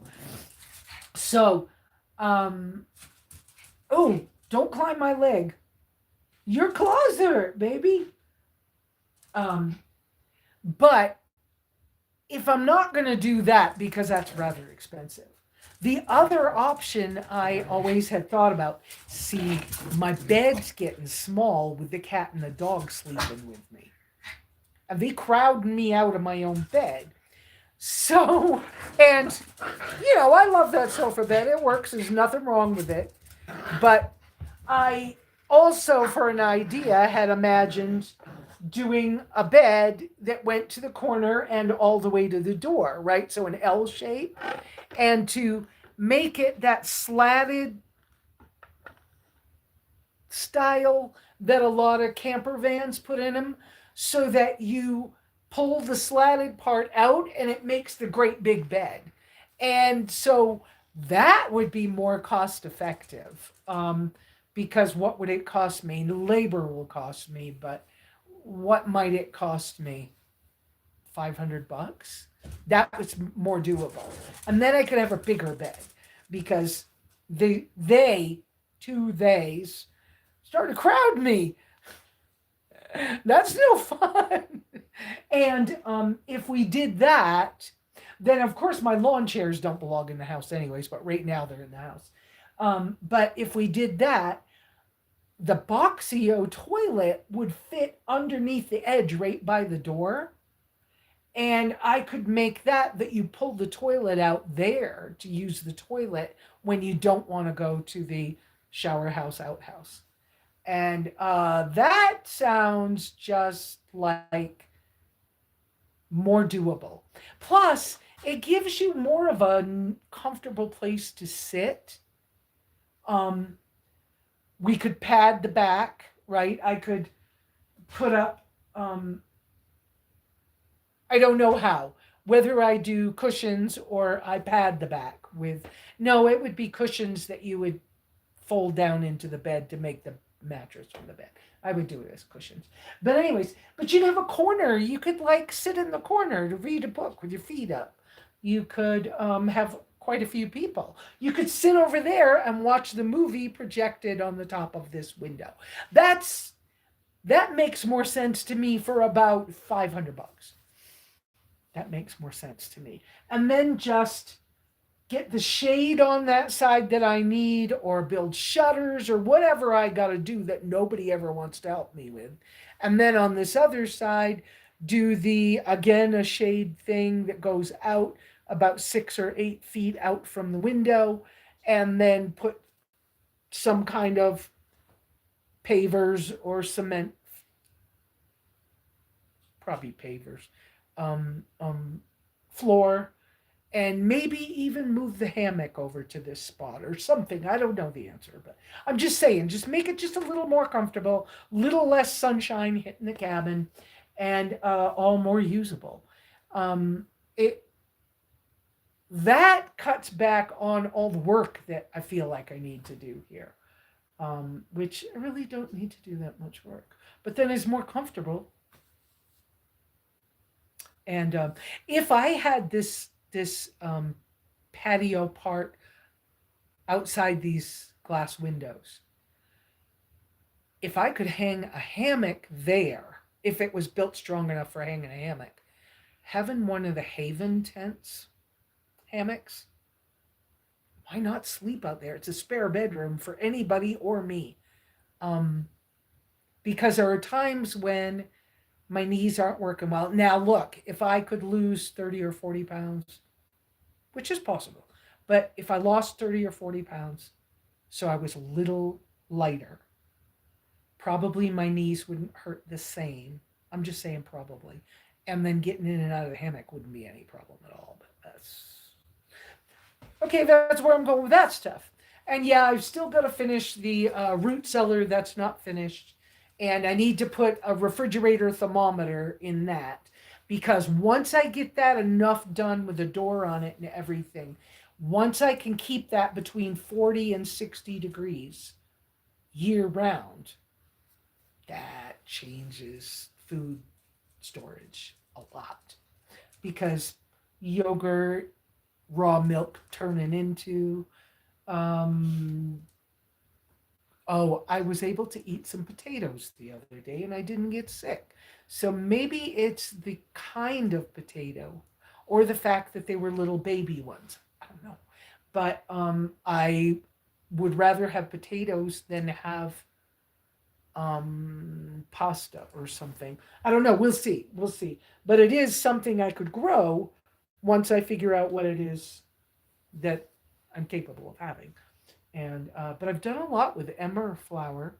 Emmer is an older version of wheat than encorn flour is, and I've been real successful with using goat milk whey from making kefir as the leavening in the bread. And I just don't eat it when I'm eating something beef. And that works really well. It makes a nice bread. My breads so far have been kind of,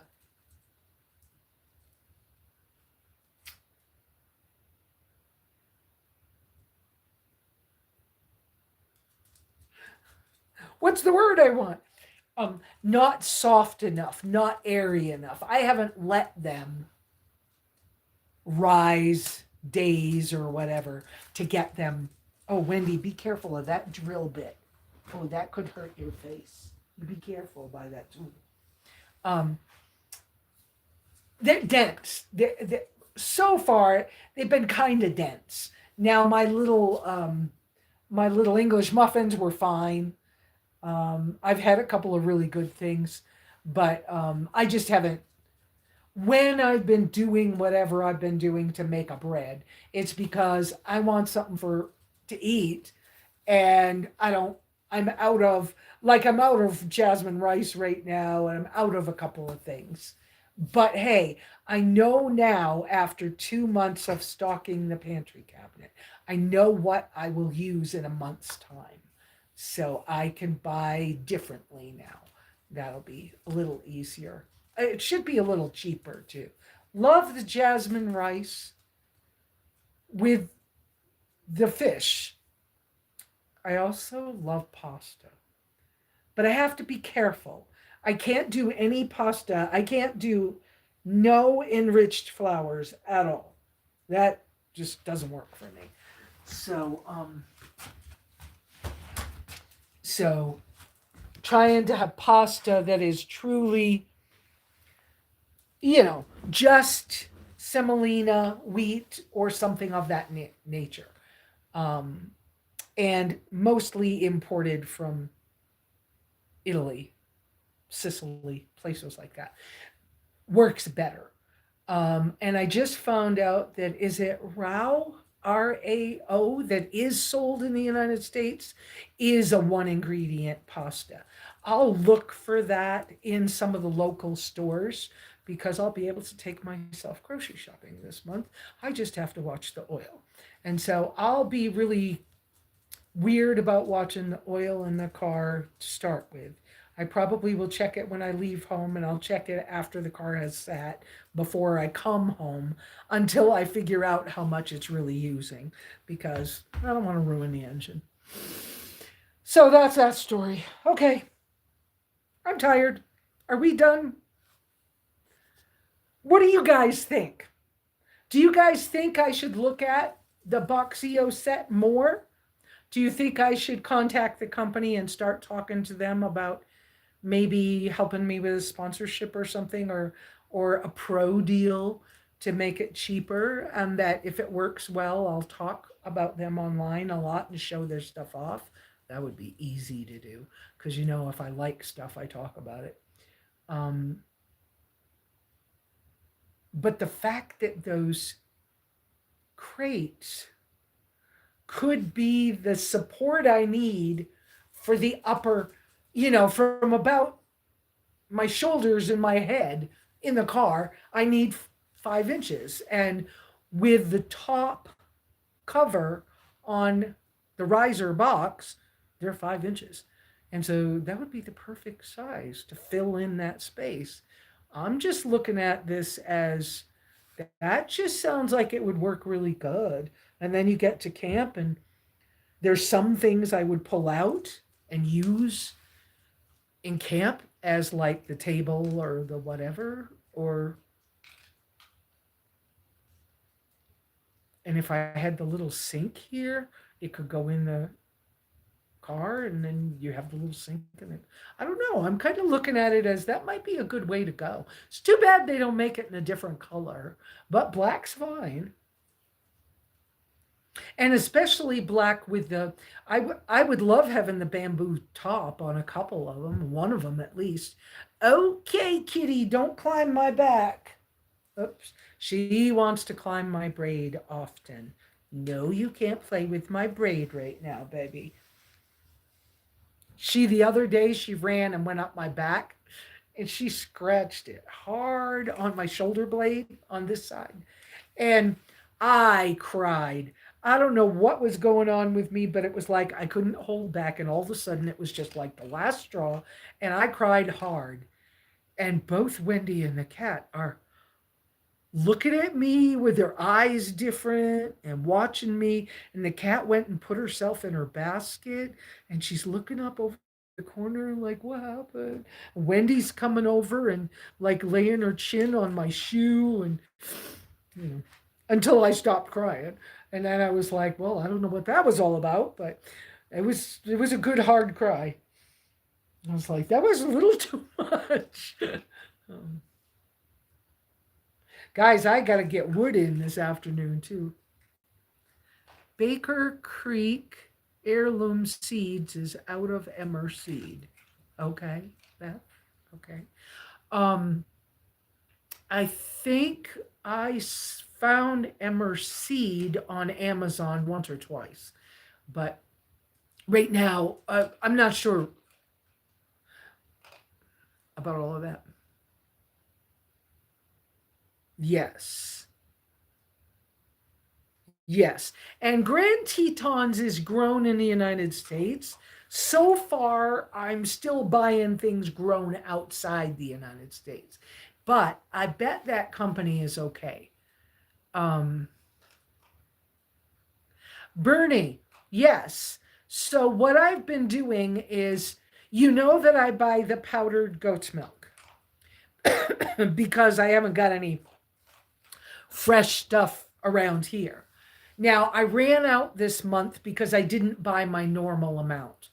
It appears that I go through 1.5 bags. So I go through 3 pounds of powdered goat's milk in a month. And I make kefir with it mostly. Sometimes I use some in a cup of coffee too, but mostly. And when you make kefir, like yogurt, separates the curds and the whey. So the curds are the chunky part, and the whey is the liquidy part. Like when you make butter, it would be butter and whey or buttermilk. Similar stuff, okay? If you can imagine that. So I pour, when you're making kefir, you mix the two back together and then you drink it, okay? And you save some of the chunky bits to make the next batch, okay? So what I started doing was I'm pouring the liquidy part off the whey, and the liquidy part I mixed with the emmer flour as the liquid instead of putting water in my bread. That's that's how I was using it with my sourdough, for sourdough, to make sourdough. Yeah, why not? And then you could use the whole stuff, but that's what I did. And oh, happy Turkey Day to everybody too. Yes. Hi, Rock and Van Life. Um, uh, so that's what I've been doing. Mostly because the last batch of goat milk I got was frozen from a neighbor's goats from a year ago. It had been in the freezer for a year. And she said, "Don't you want that goat's milk?" And I was like, "I don't know." Well, my I don't know was, and no offense to anybody, please, if you're watching this, don't be upset. But I just don't know these people well enough to know how clean they are. So, if people aren't clean, but I don't know if they're not clean. So, in order to just be safe, I just put the kefir grains in I let it thaw out, put the kefir grains in, put it on the counter, let it turn into kefir, and I just keep pouring the whey off into my flour to make bread with.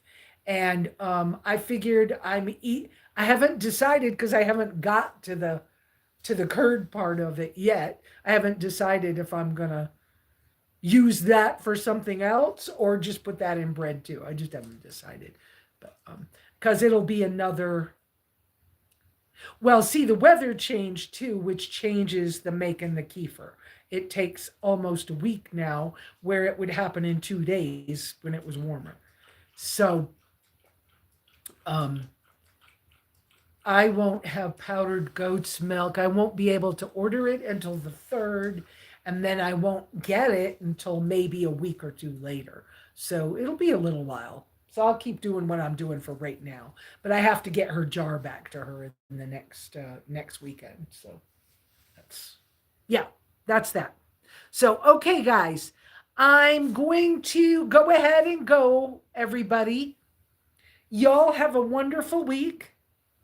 Pray for each other. Pray for our crazy world. And if you're on a journey like I'm on, and it's time for you to do a personal project plan, take some time this week to get brutally honest with yourself about where you're at right now, because you can't go forward until you know where you're at. And then once you're ready, start hunting for where's the what I want to be. And the want to be will be the next step, because then we'll start dreaming or whatever, getting real and dreaming. But let's get real about where we're at. Take stock first. Right? That's what I'm working on. And we'll see what happens. All right. There you go. Baker Creek has Ethiopian blue and rare seeds. There you go. I am planning in the spring to like broadcast some seed and see what happens. Why not? I have space. I have places where they've been where compost has been for a number of years. And so it could be spread out and done. We'll just see what happens. Love y'all. Have a great week. See you back here next Sunday. Same bat time, same bat channel. Y'all know that. Adjust the 9:30 Arizona time to wherever you are. And y'all hang in there. We'll see you next week. Ciao.